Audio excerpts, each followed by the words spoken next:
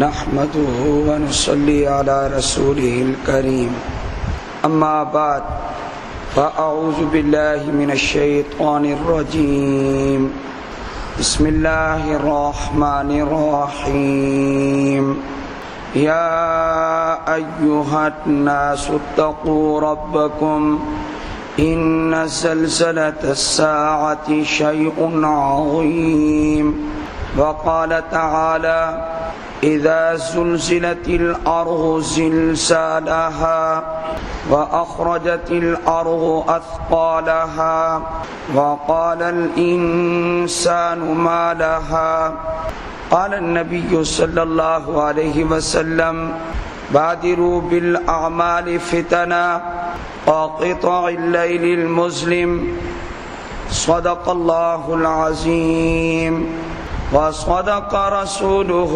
النبي الكريم اللهم صل على محمد وعلى آل محمد كما صليت على إبراهيم وعلى آل إبراهيم إنك حميد مجيد اللهم بارك على محمد وعلى آل محمد كما باركت على إبراهيم وعلى آل إبراهيم إنك حميد مجيد قیامت سے پہلے زلزلوں کا آنا حدیث پاک میں موجود ہے۔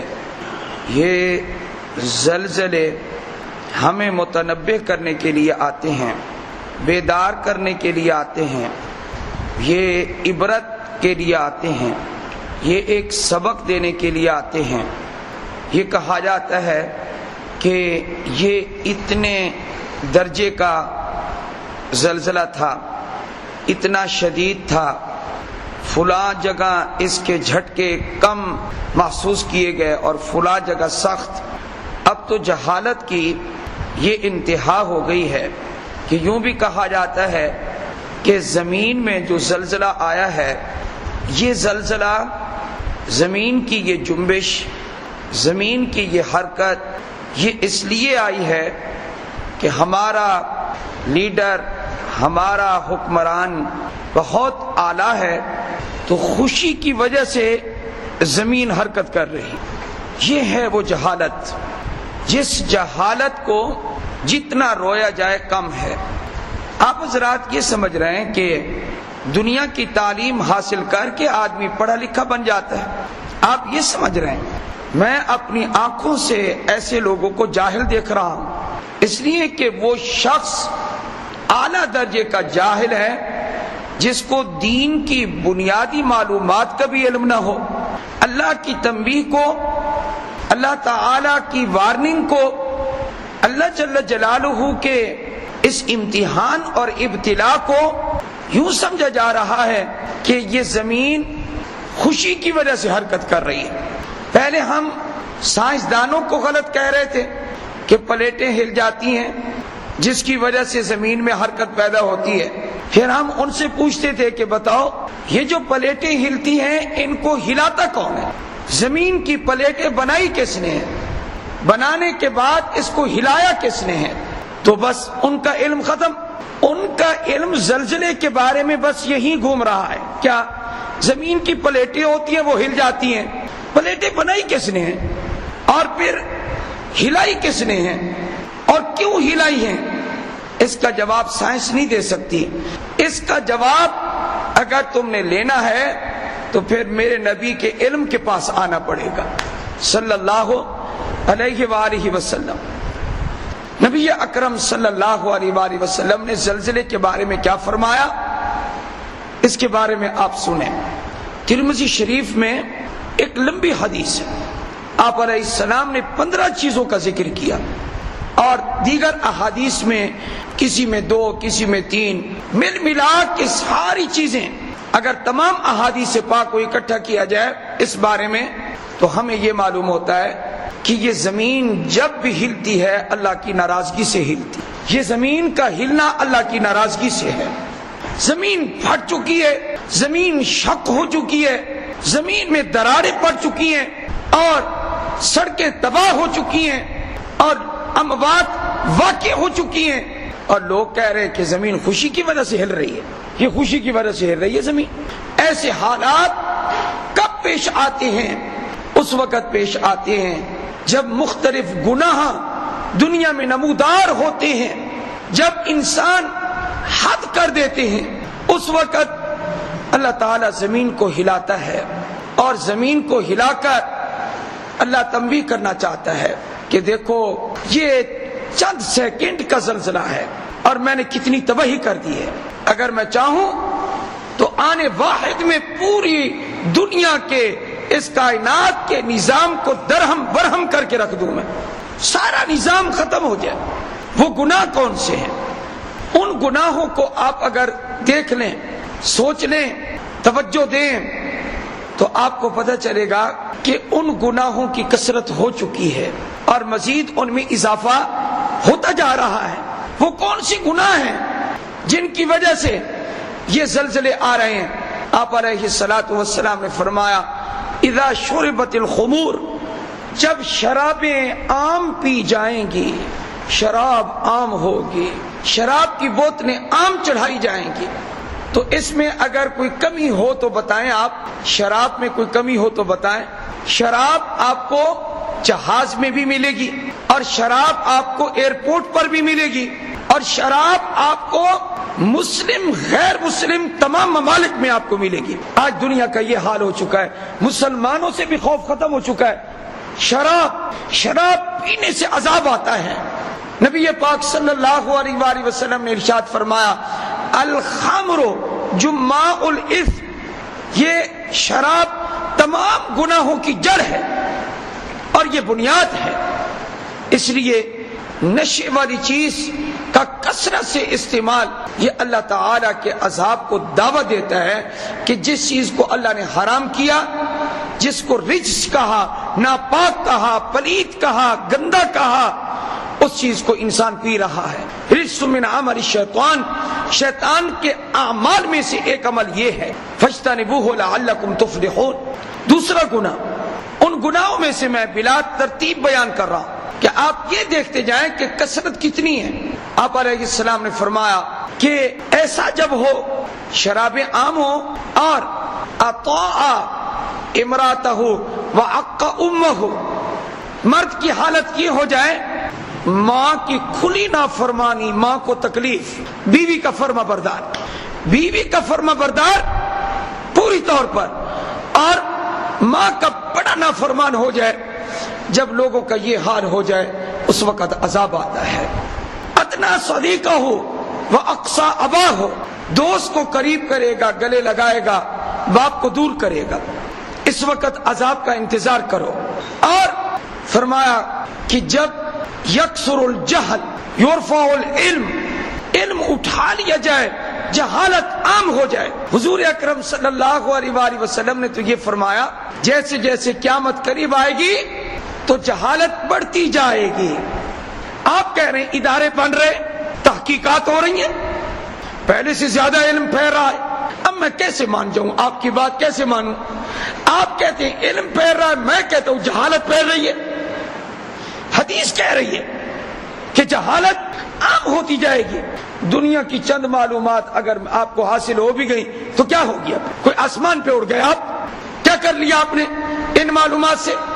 سوائے اس کے کہ آپ نے انداز گفتگو دیسی چھوڑ دیا، ولیتی اپنا لیا، اس میں آپ نے کیا کر لیا؟ سادگی کو چھوڑ کر گٹ پٹ میں لگ گئے۔ اس سے بڑھ کر کیا حاصل ہوا آپ کو؟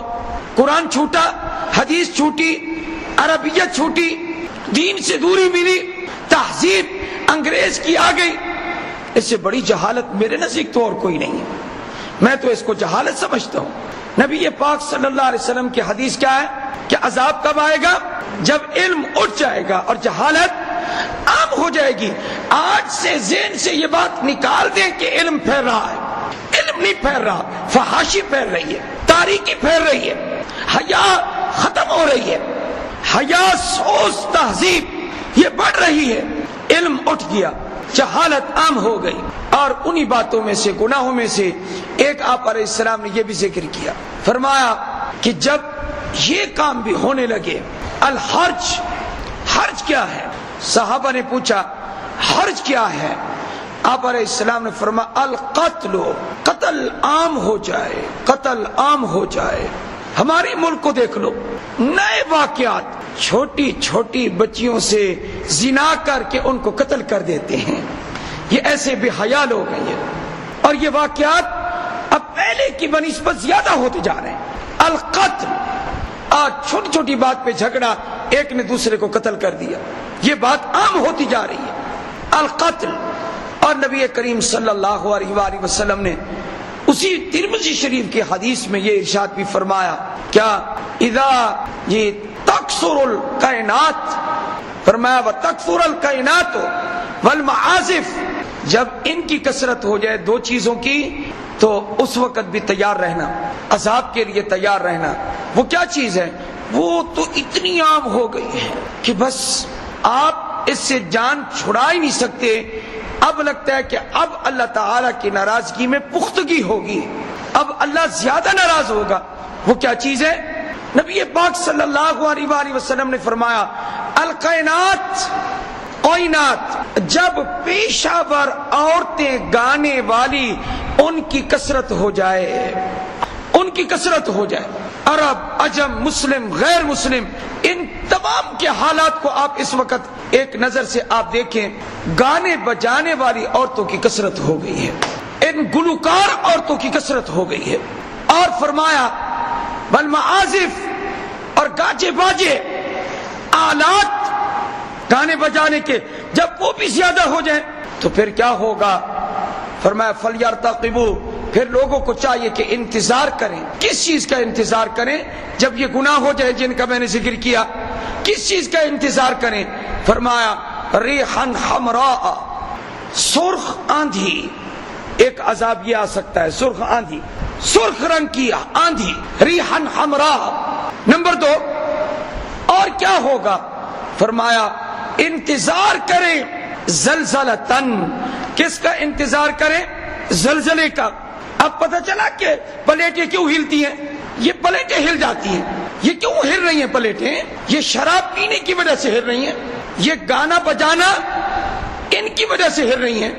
ان رنڈیوں کو نچوانے والے اور یہ رنڈیاں الامان والحفیظ، نامعلوم ان کا یہ پیسہ، ان کی یہ دولت، ان کا یہ عمل، سمجھ نہیں آتا کہ کیا کر رہے ہیں یہ لوگ. فرمایا اللہ کے غضب کو دعوت دینے کی بات ہے کہ اے اللہ تو نے ہمیں دولت دی ہے. اور اسی حدیث میں یہ بھی موجود ہے، آپ علیہ السلام نے فرمایا حتی یکثر فیکم المال، تمہارے اندر مال کی کثرت ہو جائے گی. اور کتنا بڑھ جائے گا؟ اتنا بڑھے گا مال، اتنا بڑھے گا، فیفیس فیفیس، بہے گا بہے گا، ابلے گا، مال ابلے گا، مال اتنا زیادہ ہو جائے گا. اور خرچ کس پہ ہوگا؟ شراب پر. خرچ کس پہ ہوگا؟ ناچ گانے پر. خرچ کس پہ ہوگا؟ ان رنڈیوں پر.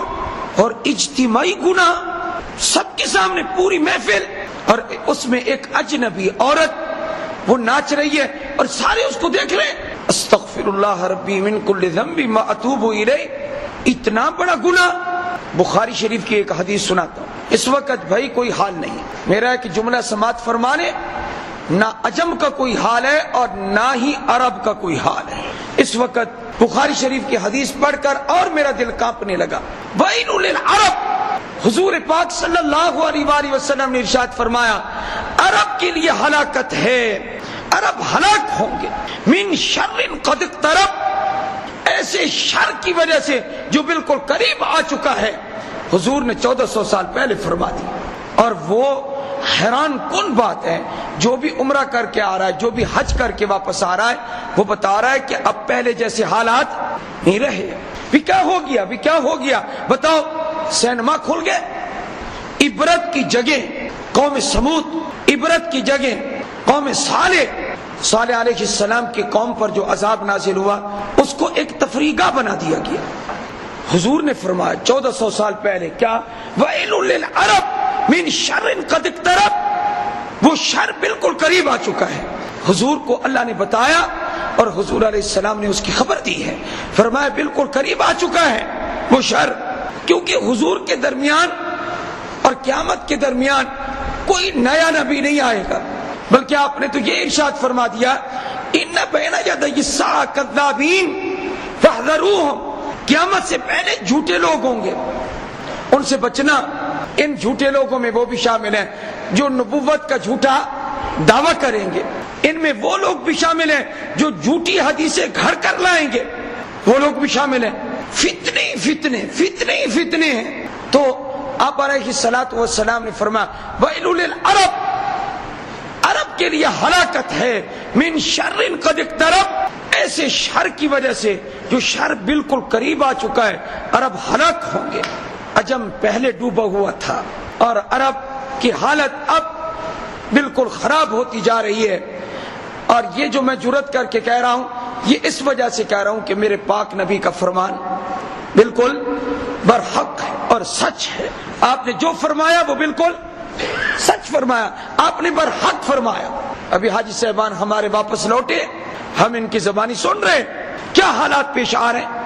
پورے مکہ اور مدینہ میں ایک عورت ایسی آپ کو نہیں ملتی تھی کہ جو بے پرد ہو کر کسی دکان پر کام کرتی ہو۔ الحمدللہ میں گناہگار بھی کئی مرتبہ جا چکا، وہ مجھے دور بھی یاد ہے، کہیں بھی کسی دکان پر ایک عورت بھی نہیں تھی، ایک عورت بھی کام کرنے والی نہیں تھی۔ ہم اپنا رونا کیوں روئیں؟ ادھر تو پہلے سے دیکھ رہے ہیں، اڈوں پر، اسٹیشنوں پر، ہر ادارے پر، ہر محکمے پر عورت موجود ہے۔ ہمارے ہاں تو ہے جی چھوٹی سی جوتی کی کوئی مشہوری ہو اس کے لیے بھی ان کو کوئی مرد کے پاؤں نہیں ملتے، عورتوں کے پاؤں کی تصویر ہے، ایسی بے حیائی ہے۔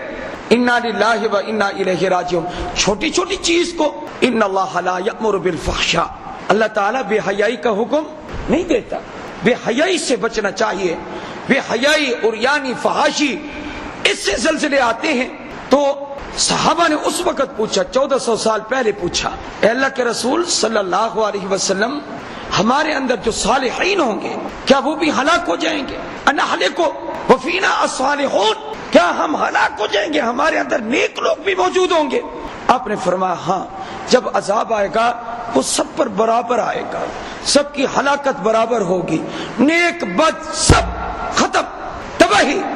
آخر جن علاقوں میں زلزلہ آتا ہے ان علاقوں میں نیک لوگ بھی تو ہوتے ہیں، وہ بھی موت کے گھاٹ اتر جاتے ہیں، نمازی ہوتے ہیں، پرہیزی ہوتے ہیں، اللہ والے ہوتے ہیں۔ فرمایا ثم یبعثون علی نیاتہم، او کما قال صلی اللہ علیہ وسلم، پھر قیامت کے دن ہر ایک کو اٹھایا جائے گا اس کے اعمال اور اس کی نیت پر، نیک ہوگا تو اس کا اجر اچھا ہوگا اور برا ہوگا تو پھر زلزلہ بھی سزا، آخرت کی بھی سزا۔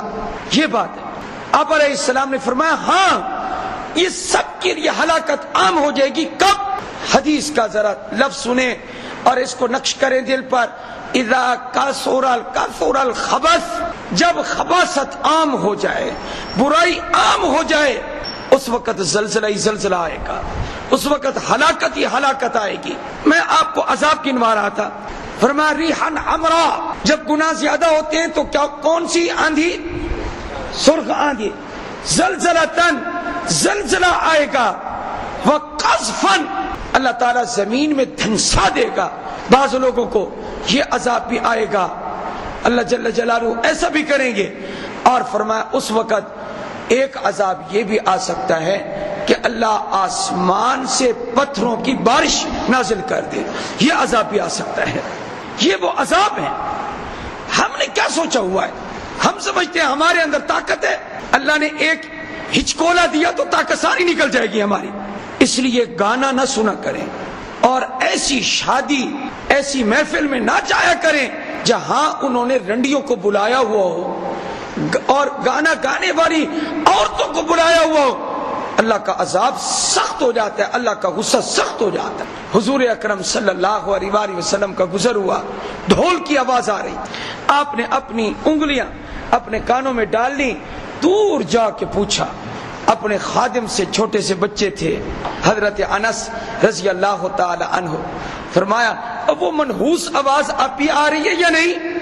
حضور صلی اللہ علیہ وسلم نے اس آواز کو کیا فرمایا؟ منحوس آواز، وہ اب بھی آ رہی ہے یا نہیں؟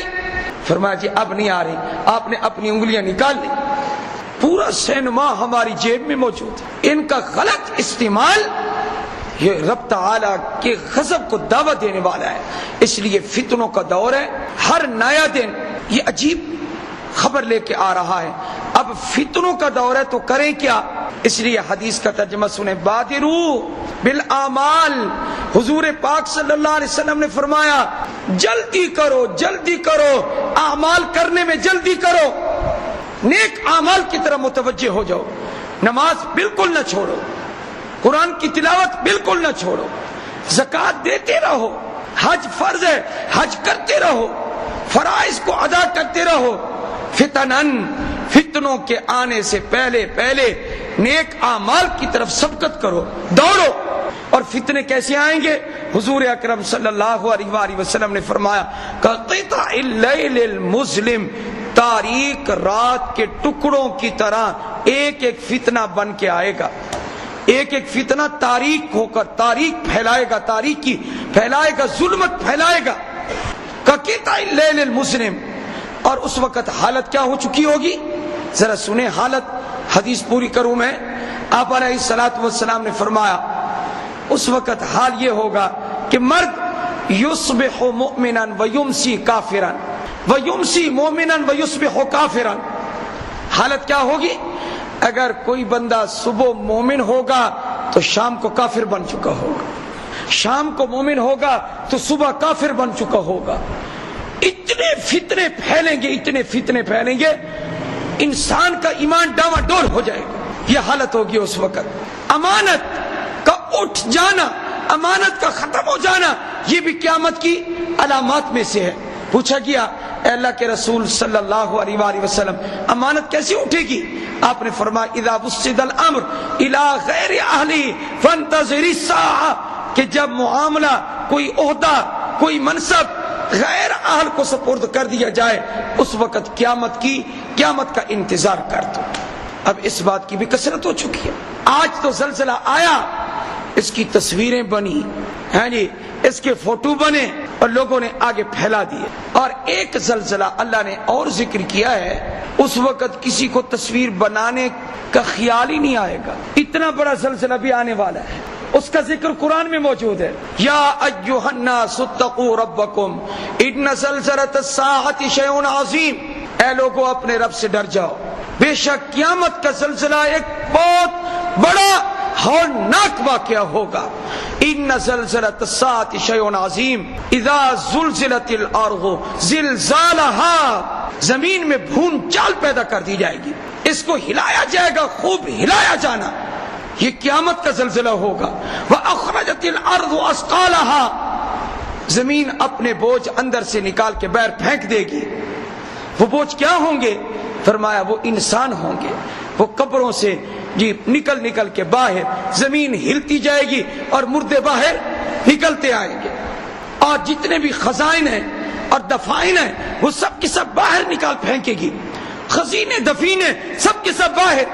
وَأَخْرَجَتِ الْأَرْضُ أَثْقَالَهَا، انسان نے ایسا زلزلہ کبھی نہیں دیکھا ہوگا، جو زلزلہ قیامت کا زلزلہ ہے ایسا زلزلہ کبھی نہیں دیکھا ہوگا۔ اس وقت کیا کہے گا انسان؟